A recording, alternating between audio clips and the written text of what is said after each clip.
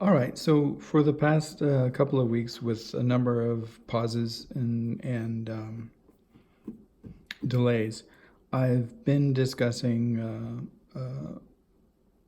not just a single piece that I produced in the late '80s, but that piece that I produced in the late '80s called Displacements, and a number of works that seem to relate to it that I've managed to retain images of and documentation of over the years.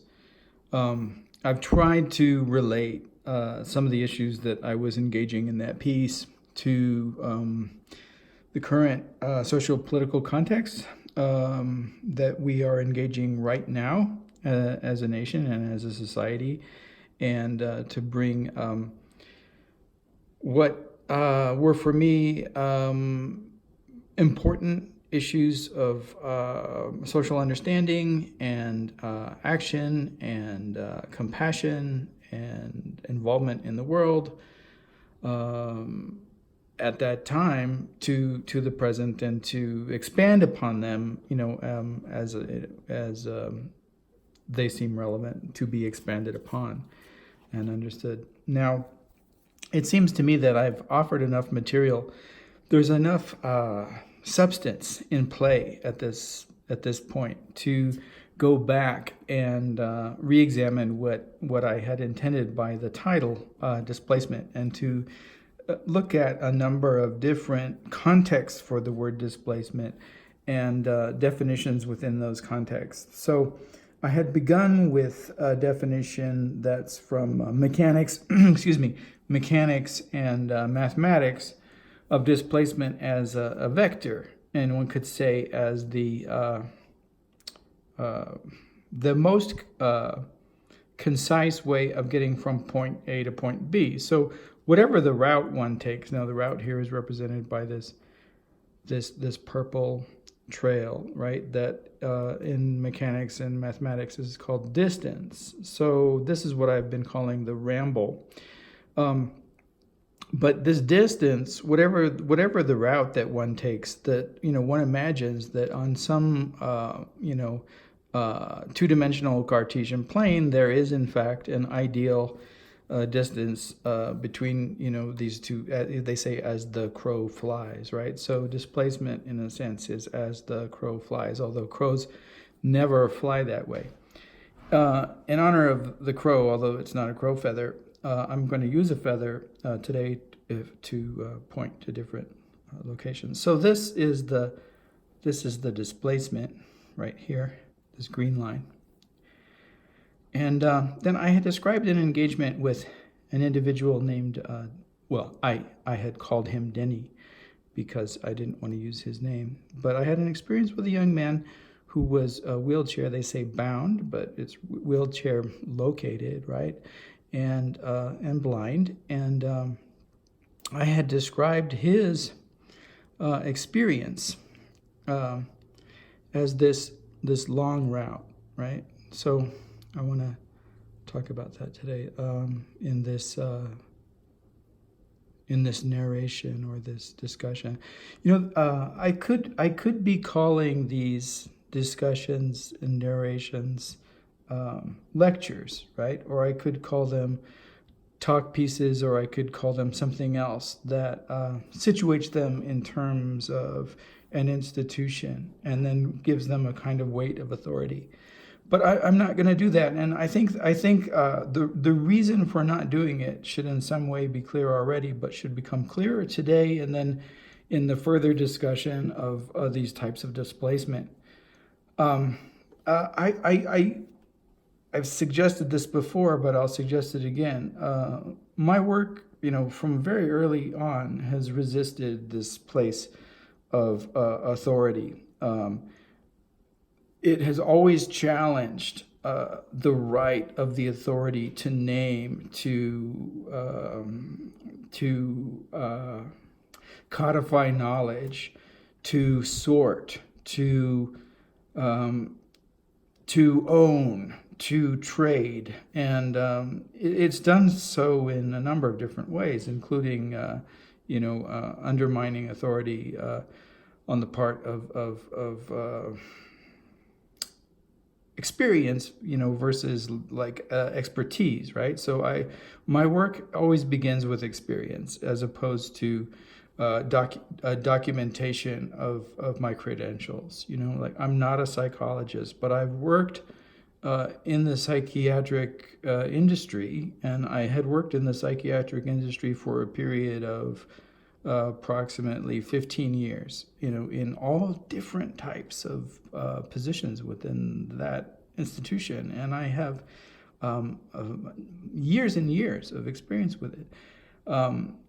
That experience is what I bring, to the pieces as a kind of authenticity, as opposed to the performance of, cluster of credentials or professionalism. And the same goes, with my selection, my choice, not to present in a museum or to perform the work, in some way, not some occasionally, mitigated by, some kind of institutional apparatus, but as much as possible, free of those apparati.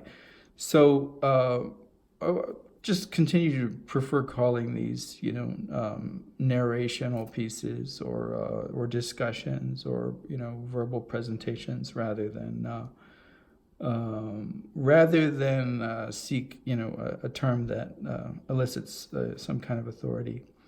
So I had described, Denny's trajectory. So, think about it this way. So say that, talk about this idea of the subject, the embodied subject. Denny is clearly an embodied subject. We have this sort of myth, this idea that there's such a thing as a universal subject.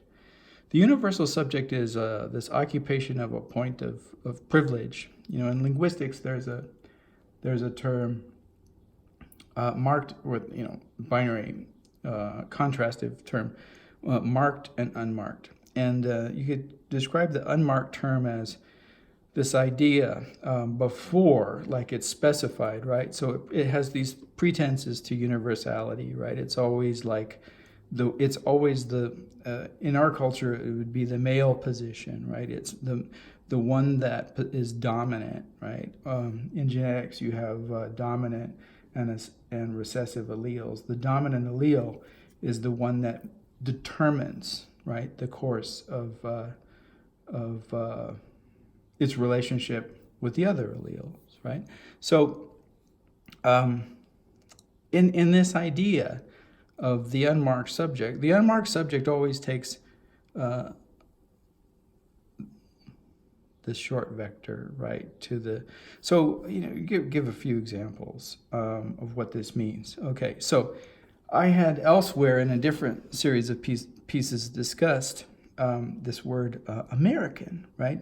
In relationship to the Americas, one's ability to use in describing oneself the word American is unmarked if one is a citizen of the United States. So I had talked about how I was asked to identify my favorite American filmmakers, and I included a Canadian, and this was wrong because Canadian is a marked term, right? You can only use the word American if you're a U.S. citizen, right? And I had discussed how, like, if you're a Mexican, right, you don't take the word American from here to here. You take this route, right? You have to identify this is the marked route, and only the U.S. citizen can use that term and get to hear what the word American. You're Canadian, same, right? Okay, so this is the external, like, characteristics of the use of this term. Internally, though, it's the same, right? So if you are this Anglo-American, you don't say, like, I'm British American, but you just say I'm an American. But what ramifications does it have if you're in a position of a social position in which you have less access to privilege? Asian American, you have to mark that. So Asian American is marked, African American is marked, Native American, which is like illogical, right, to the use of the term, is also marked.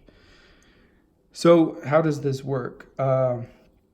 In terms of, what I was talking about in relationship to Denny, I think it's the idea of physical embodiment as a subjectivity is really clear, and maybe that's why we started with Denny, right? So the activity that he was watching was, but watching is already the wrong word, right? The activity that he was attending, right, was the play of his fellow students in a tree, and he couldn't do that, not only because he was blind, but because his mobility is limited to things that he can perform in a wheelchair. So in terms of experiencing that event, right, so I'm this subject over here that I'm not blind, so my subjectivity is unmarked, right? So I just did something I didn't want to do with that. All right, so my subjectivity is unmarked, and here are the children playing in the tree. I see them, and their activity, I can get to that activity by looking, and my route is direct. Now, for Denny to be able to see with his inner eye what's going on, he has to, listen to my description. So here's my description. Now, I would like my verbal description to be as linear as this green line of sight, but it's not, because, I have all different points. He can't control my mind, my mind's eye, my verbal text. I have to describe all these different points to him in order to get the idea of what's going on, and I'm not sure what he's looking for, right?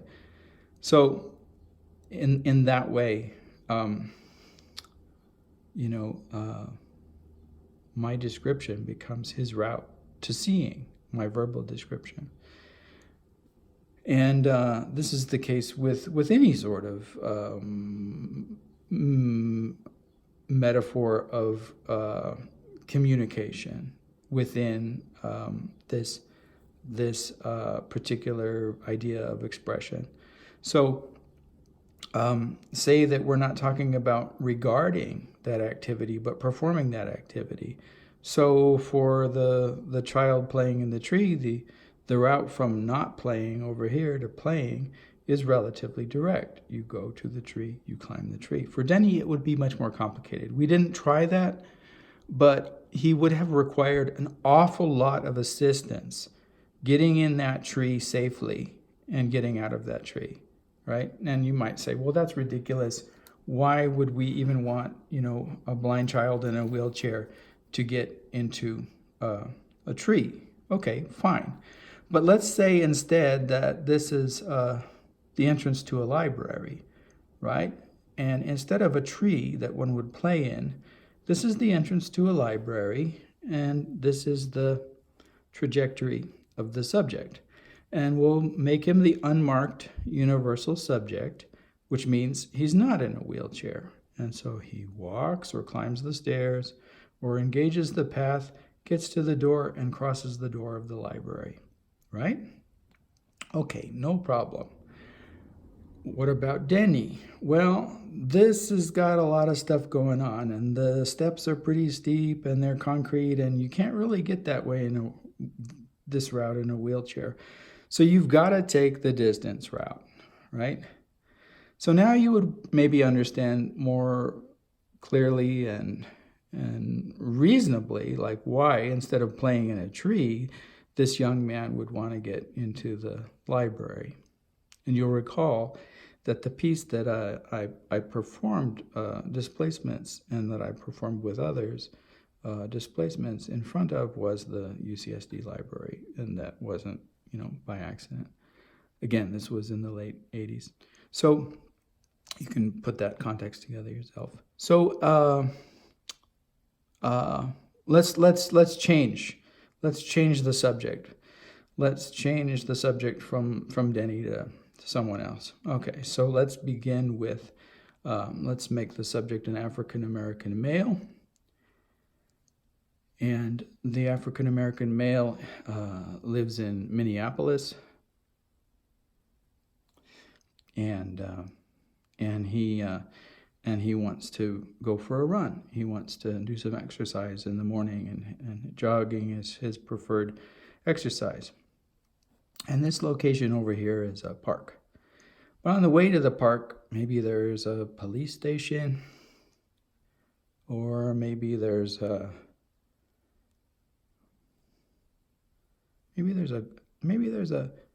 group, a group of people that have a particularly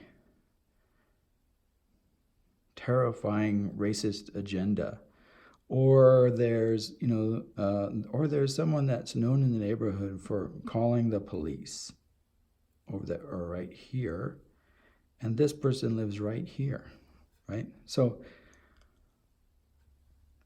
this particular subject is more than capable of running along this route physically, and not limited by any physical impairment or any embodiment that would necessarily challenge the ability, like Denny couldn't do it, right? He'd have to take a different route. But what is going on here is that the society itself and the experience, right? His knowledge, because he's very much aware that as we approach the anniversary of the murder of George Floyd by Derek Chauvin, that this is unsafe. And so he takes this route. And why is he denied this route? And again, in the sense, simply because he's a marked subject. He's marked in a different way than Denny, but he's marked. Or say that, let's make this a different route again. Let's make this the route to the voting booth. Now this is a result. Now I put this in space and time on a flat two-dimensional grid, but clearly there's a lot of history involved in all of this, right? So it's much more complicated. So, but this is just a two-dimensional model. We've removed history in a sense, but history is always there underpinning the marking and unmarking of the subjectivity. All right, so let's make this the route to the voting booth or the polling place.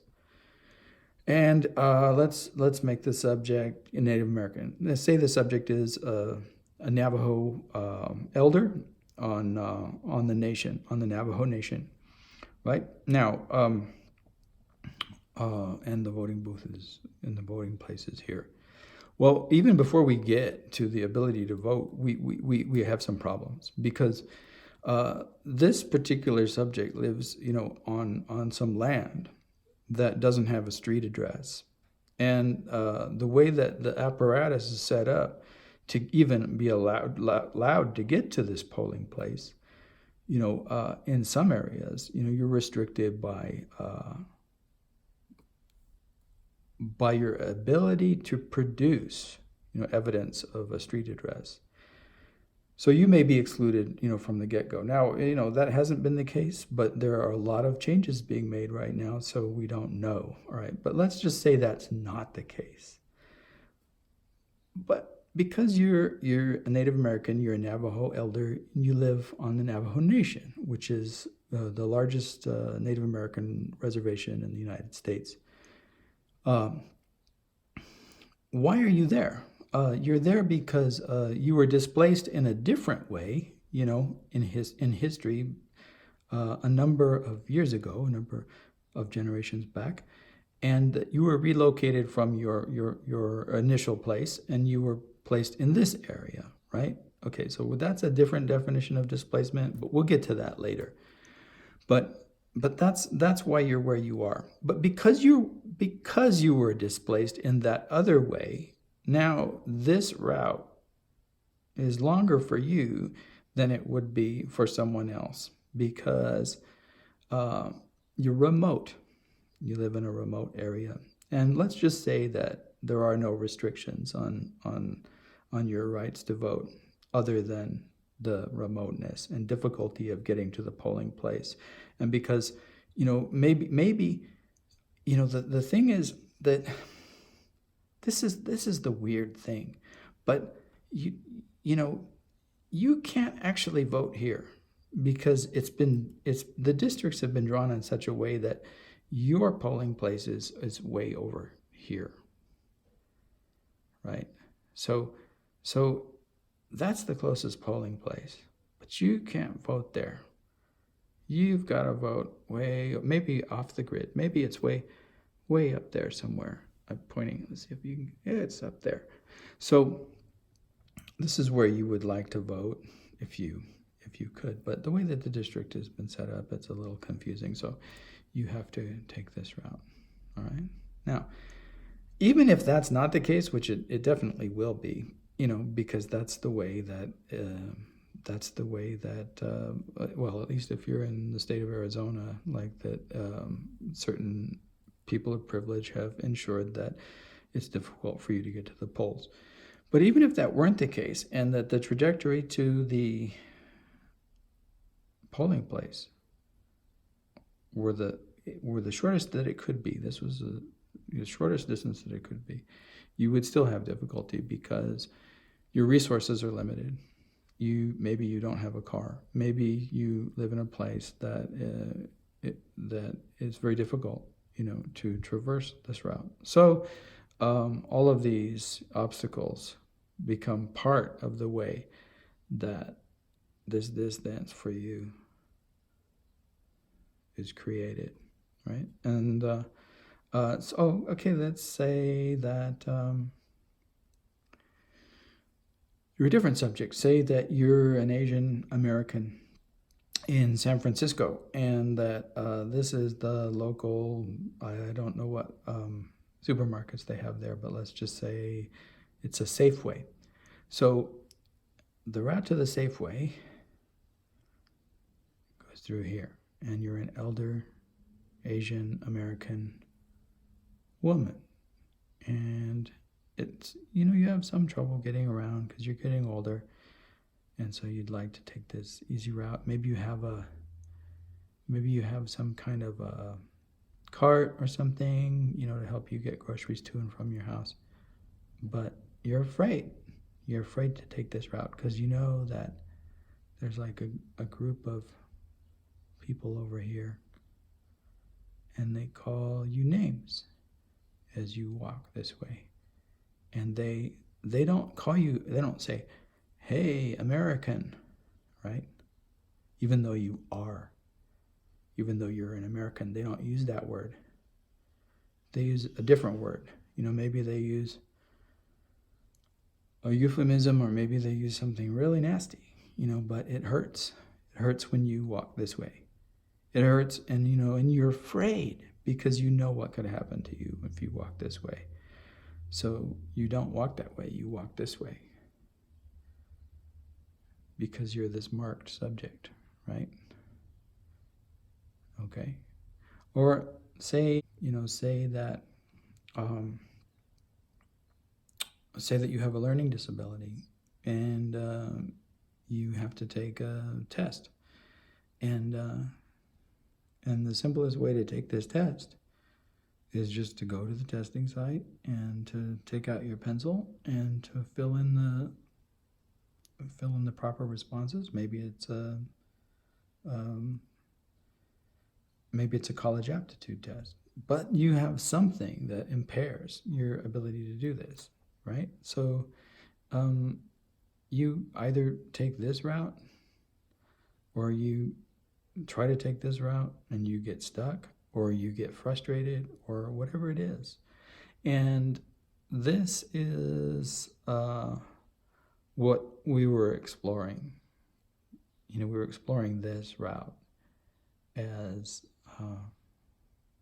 either a function of being socially imposed, by by an ideology and a history defining that ideology, or by being defined by, and then people will say, well, it's not society's fault that this young man is blind or in a wheelchair. And it's like, no, but it's society's fault that an adequate route hadn't been made from here to here that can accommodate who he is, right? That is, and it always will be society's responsibility. That's what some of us still believe in. And that's what we are all fighting for, right? Not that we're not fighting. And I saw in the paper today, and that wasn't a paper.